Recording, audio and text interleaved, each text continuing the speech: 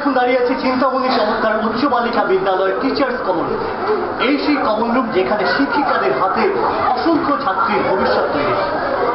একেবারে, আর এনারাই কিন্তু দায়িত্ব নিয়ে তাদের ভবিষ্যৎ তৈরি করবেন এবং পাশাপাশি পড়াশোনার পাশাপাশি বিভিন্ন এক্সট্রা ক্যারিকুলার অ্যাক্টিভিটিসেও তাদেরকে আরও অনেকটা উৎসাহ দিতে আজকে তারাও কিন্তু বদ্ধপরিকর করার। সেই কারণেই আমরা আজকে টিচার্স কমন রুমে এখানকার একজন শিক্ষিকার সাথে কথা বলে নেব। ম্যাডাম, আপনার নাম?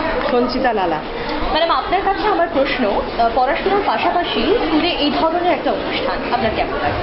আমাদের তো ভীষণই ভালো লাগছে, এই কারণে যে হইচইয়ের মতন একটি বিনোদন ঢুকে পড়েছে বিদ্যালয় চত্বরে।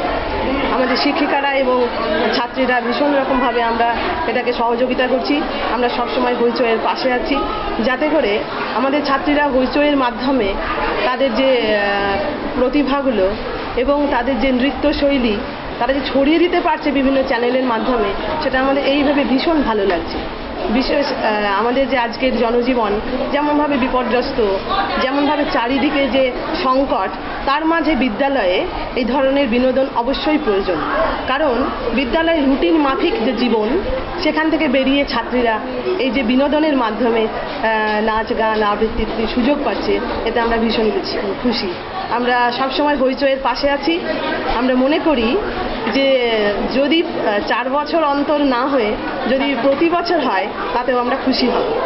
তাই আমরা মোটামুটিভাবে এরকম একটা ভাবি, যেদিন রাজদীপ আসে এবং আমাদের এই খবরটা দেয় যে হইচই হচ্ছে, তখনই সেই দিনটা উপলক্ষে আমরা এরকম ভাবি, আজ নয় পড়াটরা, আজ শুধু মজা করা, আজ নয় বইটই, এসো চলো কামন হইচই। এটা হাততালি হবে এর জন্য।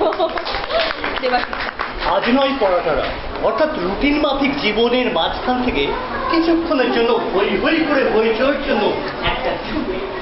ম্যাডাম, আপনার নাম? ফিরোজা ইয়াসমিন।